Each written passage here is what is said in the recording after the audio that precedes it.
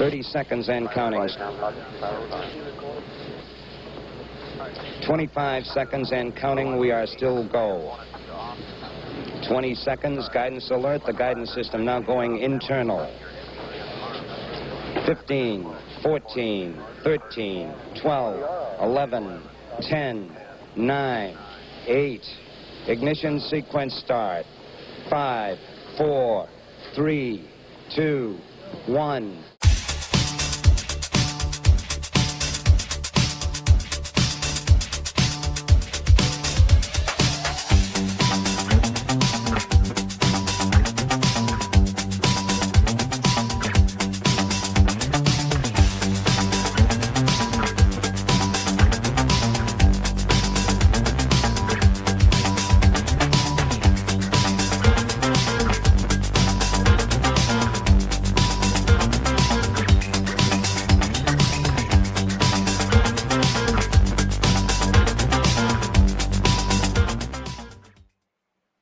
Good evening to my viewers in Africa and Europe. Good afternoon to my viewers in the Western Hemisphere, and good early morning to my viewers in the Pacific Rim. Welcome to the Angry Astronaut. We're going to be talking about Starship again, very frequent topic on my live streams.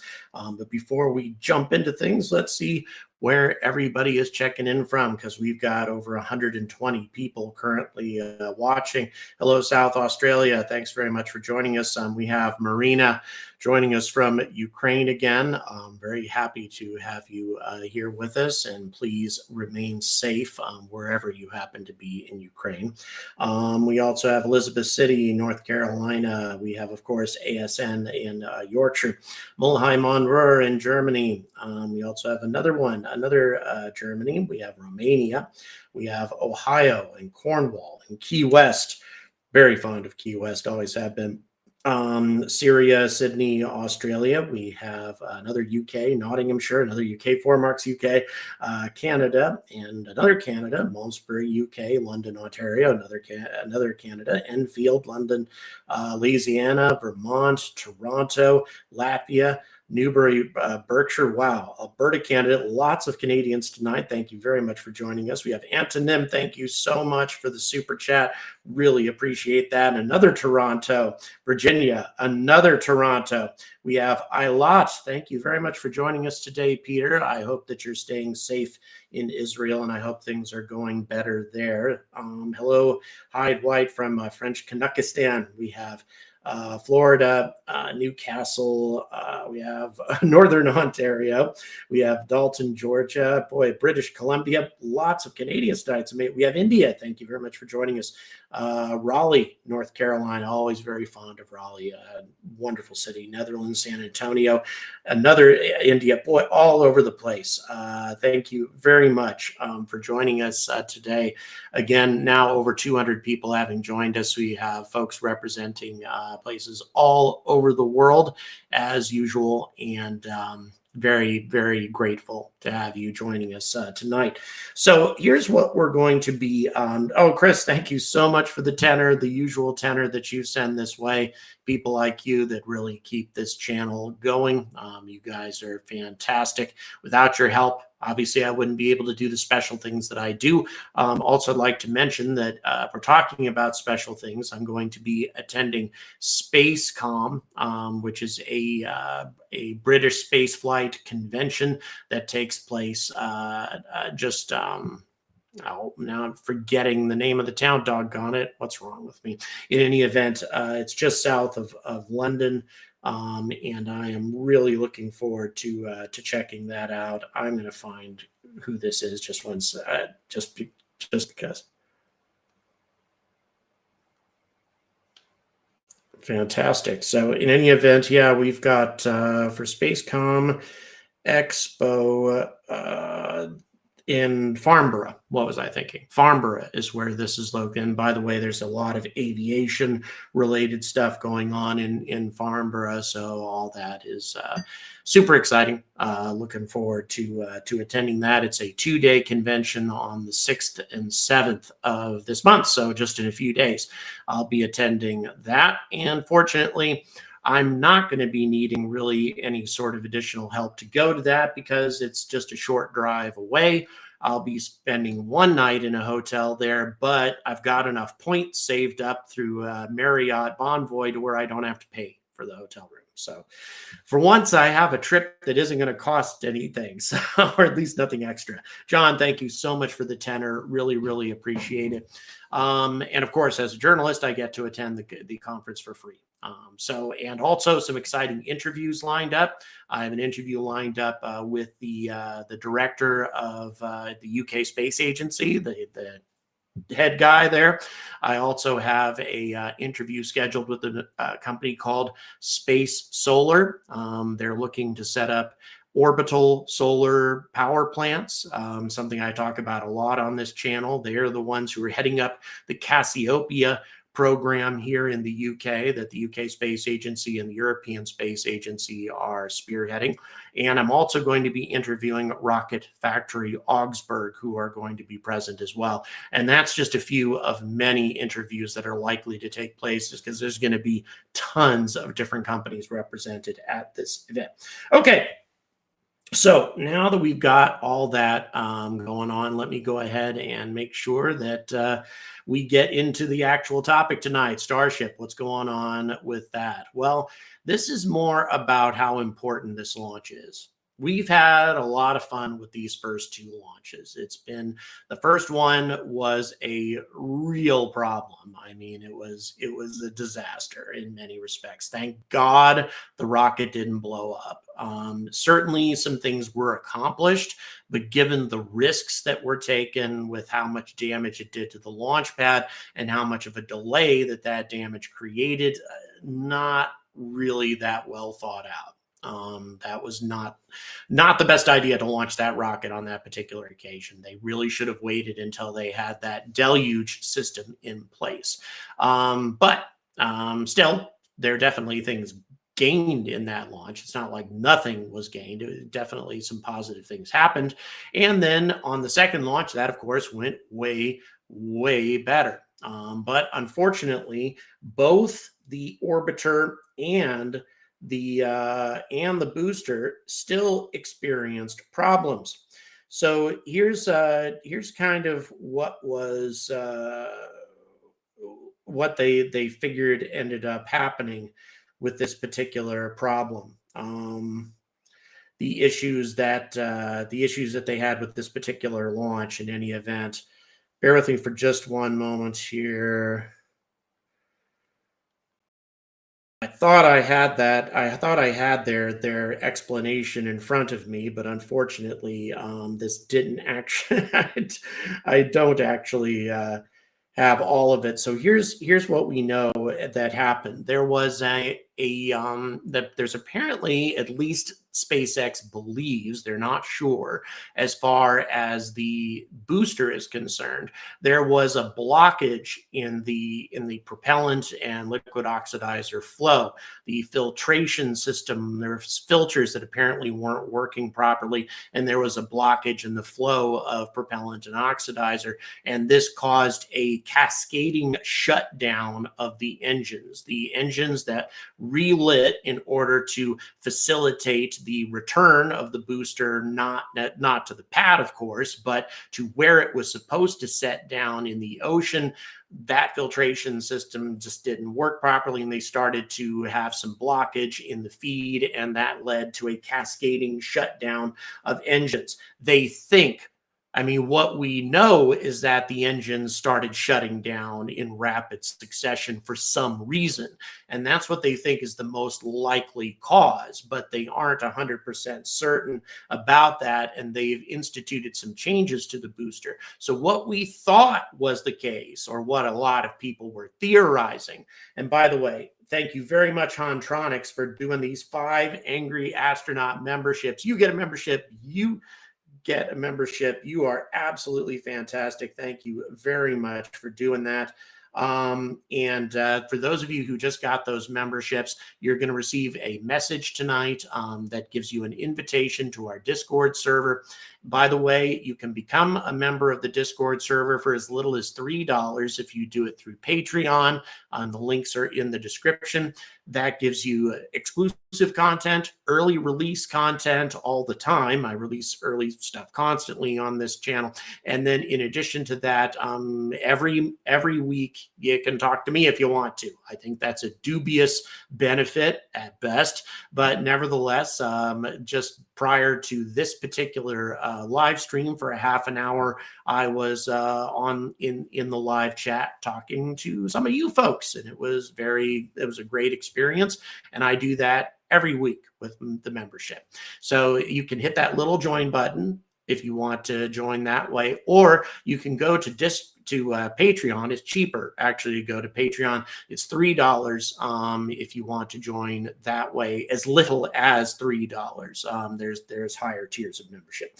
In any event, so enough self-promotion as far as that's concerned. Getting back to the booster, they've implemented some changes to hopefully take care of that particular problem, the propellant and oxidizer issues. The flow of those hopefully will be corrected with this next launch, and they won't have to blow the booster up. But, what was thought originally, or what a lot of people were theorizing, that propellant slosh was causing the problem that was created by the hot staging effect, which led to the propellant that was still left in the tanks sloshing about, throwing the booster off center. They lost control of it as a result. That apparently is not the case. Instead, as I said before, it was a problem with the fuel system. And if that is indeed the case, that actually is a little bit more of a concern to me than the propellant slosh problem. And the reason for that is you can get rid of the propellant slosh problem, at least at worst, just by not doing the hot staging. But because of this issue, that's a new problem that came up, because they didn't have a propellant feed issue with the second, with OFT-1. So why would they have had a problem this time around? Don't know. And it seems to be a new problem that's risen its ugly head, and hopefully they've addressed that issue. And then, of course, we have the problem that occurred with the orbiter, which is entirely separate, and that is a venting of liquid oxygen that caused a disruption to the flight of the vehicle. And that venting would not have occurred if the ship was carrying a payload. It was because it was underloaded that problem came up. So that's an easy problem to fix. All you need to do is put a dummy payload, some dead weight in the fairing. That should rectify that issue. But, all of that having been said, this next launch really needs to go well. We absolutely need to see an almost total success this time around. Let me tell you why. It's not necessarily that big of a deal to SpaceX. SpaceX can handle another delay in their developmental process. It is a problem for Artemis, a huge problem for Artemis if we have another anomaly. We all know if anomalies happen, it takes forever before Starship can launch again. We have to have a full investigation as to why the flight did not go as planned. And for the flight to go as planned, the booster needs to not only survive, it needs to return for a soft landing in the Atlantic Ocean, and the orbiter has to make it all the way to the other side of the planet. Question comes up from Yoda: what is SpaceX being held to an unfair standard just because they do R&D faster, better, messier? Yoda, what? There's a point to be made there, yes, because SpaceX does blow up more rockets than most other companies. And so because they do blow up rockets, those are by definition anomalies, and anomalies take a while to investigate. Whereas, a company like ULA doesn't do stuff like that. Well, they did experience an anomaly. I'll take that back to some degree. ULA still experienced an anomaly with a test article for the Centaur 5 upper stage, and that delayed the development of that rocket for about 6 months. That was a serious anomaly, a serious mishap, and the rocket didn't even fly. So ULA was actually held to a pretty high standard there as a result of that particular mishap. So to answer your question, yeah, by definition, because SpaceX blows up so many rockets, the FAA has to have lots of mishap investigations, and all of those take time. However, is SpaceX being held to a different standard than any other company that would blow up a rocket? No. If another company were to have an anomaly of some kind, the rocket drifts off course, there's a problem, it explodes, or even if it doesn't explode, it just doesn't adhere to the flight plan, that is still a mishap. It still needs to be investigated. And the example that I've brought up many times is with that flight of the Virgin Galactic Spaceship 2, which was carrying Richard Branson on board, and it drifted slightly out of the flight corridor, slightly. I mean, it really wasn't a big deal at all. That flight went almost flawlessly, but because it didn't stay in the flight corridor and ventured out of the pathway that it was dedicated towards, that's a mishap. And it was investigated. They had to submit a report as to why that happened and what they're going to do to make sure it doesn't happen again. So the FAA holds everybody to a very, very high standard when it comes to public safety. They don't compromise on that. Something I learned a lot about while I was at that FAA conference. By the way, I'm going to be releasing all of the talks that I was able to record. Those are all going to be released on Discord as well. The reason they'll be on Discord, they're over 30 minutes, and I was not allowed to film the people. It was actually forbidden. I didn't know that, but at this particular conference, no filming was permitted. You could record them, you just couldn't film them. So you'll have the recorded panel discussions from the FCC or the FAA conference, but you won't have any visuals, and that doesn't translate to YouTube at all. So I'm putting it on Discord instead. So you'll be able to check all those out if you're interested. All the conference panel discussions. A lot of people represented, people from Rocket Lab, people from SpaceX, people from Blue Origin. There was a lot of discussions about new developments in spaceflight at that conference. And as I say, I'm going to start releasing that. Wicked, 5 angry astronaut memberships. Wicked, it's like you heard me say, hey, he's going to be putting some new stuff on Discord. Let's give people a chance to check it out. And he gives out 5 memberships. You're awesome. Thank you so much for doing that. So all of these, they got 5 more people who are going to be able to join our community. And as I said before, check out this exclusive content, early release stuff. And also, if you want to, talk to me every Sunday. I give the membership a chance to do that. Okay. So if we have another anomaly, obviously months are going to go by before we have another launch. Because, I mean, the anomaly that just took place was not all that serious, the one that took place last year. And yet, here we are, beginning of March, without a launch. Now, of course, we can't put all of that on the FAA at all. It's obvious that SpaceX is still struggling to get Starship ready. They had 2 aborted wet dress rehearsals with the booster.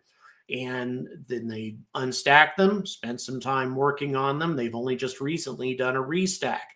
And maybe another wet dress rehearsal, maybe not. It's hard to say. I mean, we're going to have a launch really soon, but nevertheless, months have gone by since that last launch because it was a mishap. If we have a flight without a mishap, then we can have another launch in a week. Probably not that quickly, because I think it'll take SpaceX a while before their next booster and orbiter are 100% ready to go. But nevertheless, SpaceX will be able to fly Starship again on their schedule. It will have nothing to do with the FAA. If the flight totally adheres to the flight plan, if Starship makes it to orbit, if the orbiter makes it down and splashes down somewhere off the coast of Hawaii, and it adheres to the approved flight plan, the approved re-entry trajectory when it comes back down, if all of that works and the booster splashes down as planned in the Atlantic, then no mishap, no delays for the next launch. And it is absolutely vital that that happen as soon as possible. Another mishap means another investigation, means another report that SpaceX has to put together explaining to the FAA why the launch didn't go as planned, what they're going to do to fix it in order to ensure public safety, et cetera, et cetera. It's all going to take time. So let's hope that that this one goes well. And of course, we all know the reason why. We've had an announcement made, and as I've said many times before, there's no way this is actually going to happen. But we've had an announcement made that in September of 2026, Starship is supposed to be putting human beings back on the moon. The folks at SpaceX, Elon Musk, and everybody else have told NASA that they're confident that they're going to be able to do that. I think that it's nonsense. I don't think there's any way that that's actually going to happen. But if we are going to have any chance at all of that actually happening, then we need to have no more mishaps.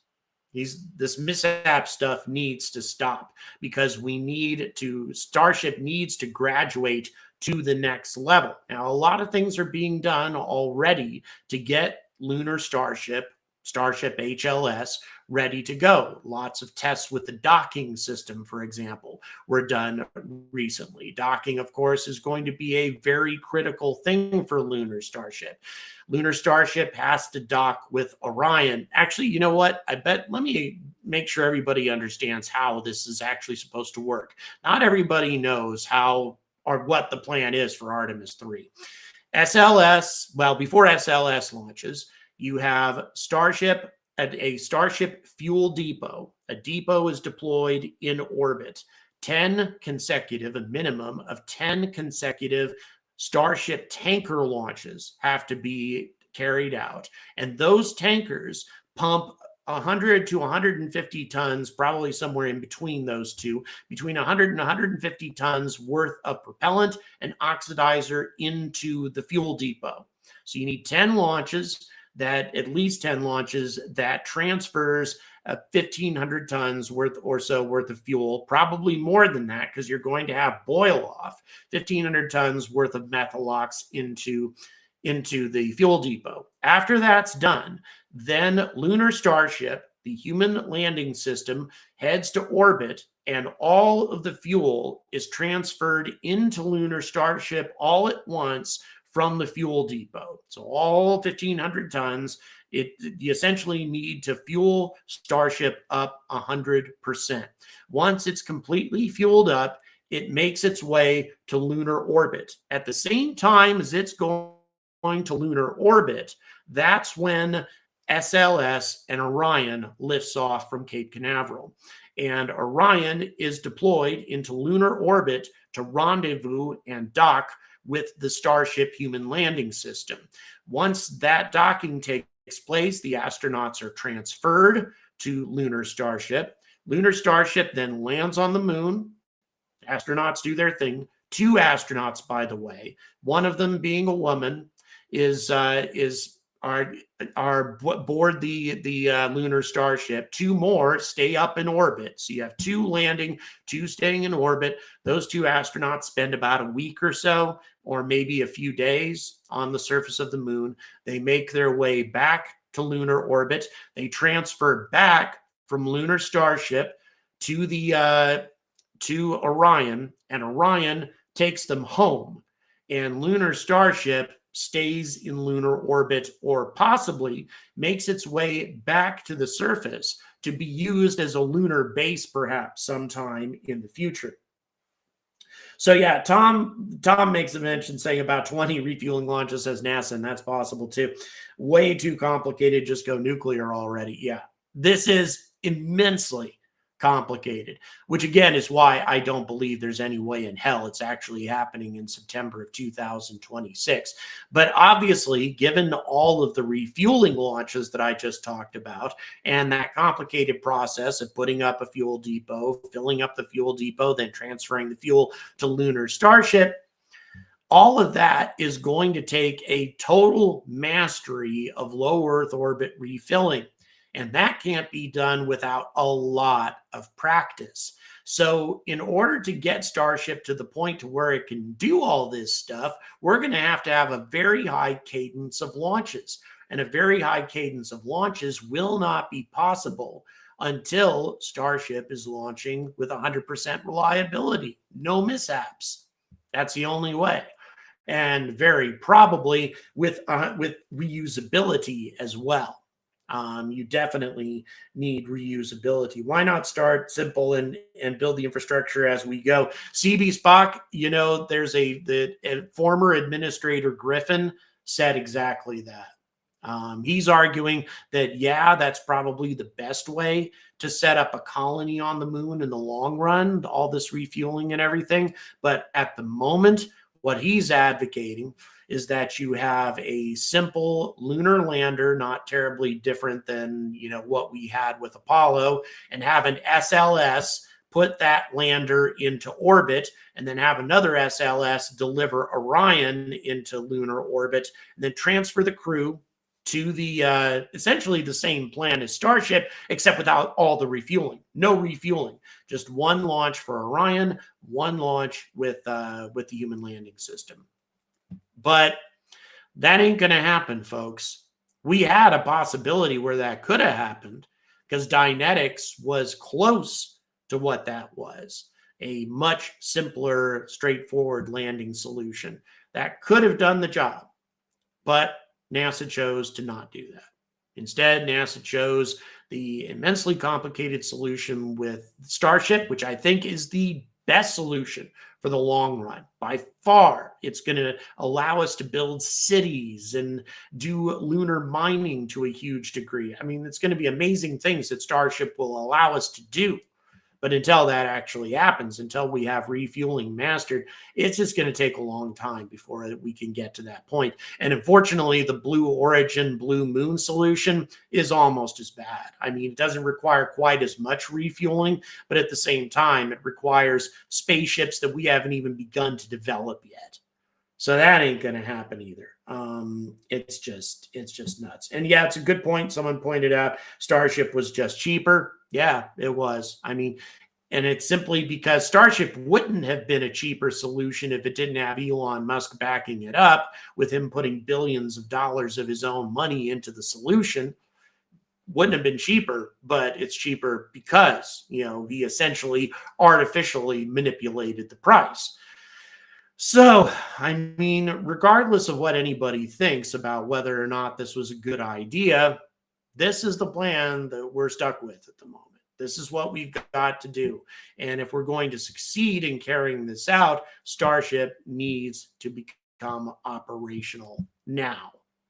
We need to have a flawless third test. And that's a tall order, let me tell you. I would say at best, I would put 3-to-1 odds against that Starship is going to have a flawless test. I think that there's a good chance it'll get to orbit, but I don't know if it's going to do everything else that it needs to do in order to have a flawless test.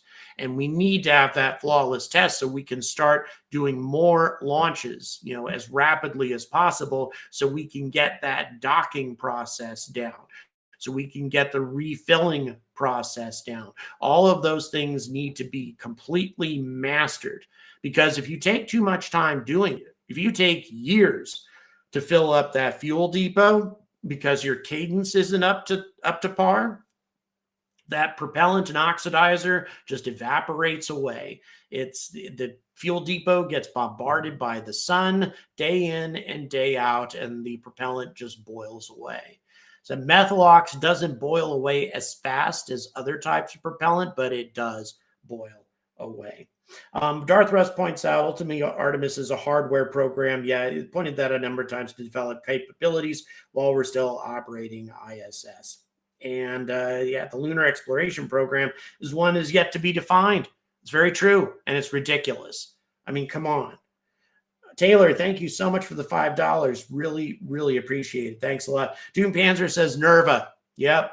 I'd say it's a very, and for those of you who don't know what Nerva is, that is a nuclear thermal propulsion system that we were experimenting with 50, 60 years ago.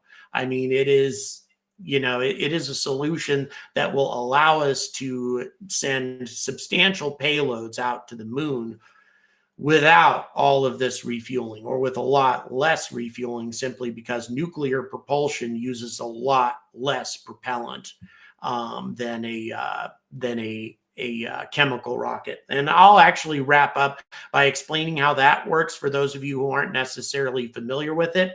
What NASA is working on right now, and what I don't think we're going to Mars until we have this propulsion system mastered, is nuclear thermal propulsion. What it does is it uses the heat of a nuclear reaction to superheat a propellant that's traveling through the reactor core, not directly through it, but rather through pipes that pass close to it. That gets really heated up.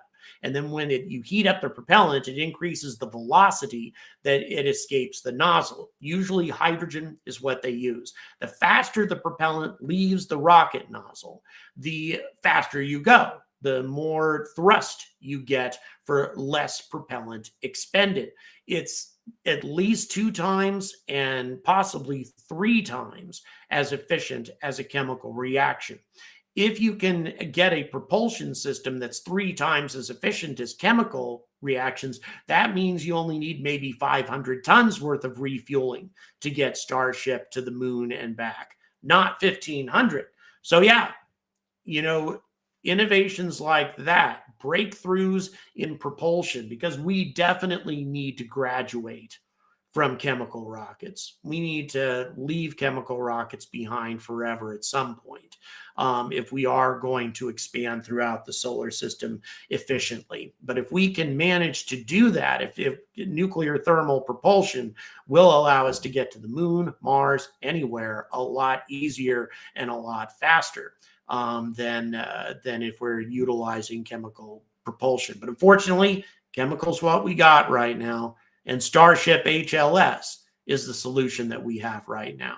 And if Starship HLS is going to have the slightest chance in hell of getting us to the moon by September of 2026 or even September of 2027, we need a completely successful flight test now. So let's hope that happens. Thank you very much for watching, and until next time, stay angry about space.